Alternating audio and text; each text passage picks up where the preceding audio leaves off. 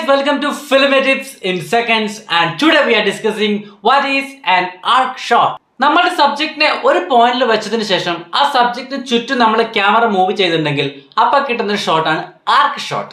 ഈ മൂവ്മെന്റ് എന്ന് പറയുന്നത് വെർട്ടിക്കലി ആവാം, അതല്ലെങ്കിൽ ഹൊറിസോണ്ടലി ആവാം. അപ്പോൾ ആ സെന്ററിൽ നിൽക്കുന്ന സബ്ജക്റ്റിലേക്ക് നമ്മൾ ഓഡിയൻസിന്റെ കംപ്ലീറ്റ് അറ്റൻഷൻ എത്തിക്കാൻ വേണ്ടി എന്ത് ചെയ്യും, ഈ ഒരു മൂവ്മെന്റ് സഹായിക്കും. Moment of intimacy, moment of panic, അല്ലെങ്കിൽ മൊമെന്റ് ഓഫ് ഹീറോയിസം, ഈ സിറ്റുവേഷൻസിലൊക്കെ നമുക്ക് എന്ത് ചെയ്യാം, ആ ഒരു ഇമോഷനെ ഓഡിയൻസിലേക്ക് കൃത്യമായിട്ട് കൺവേ ചെയ്യിപ്പിക്കാൻ വേണ്ടി ഒരു ആർക്ക് ഷോട്ട് യൂസ് ചെയ്യാം.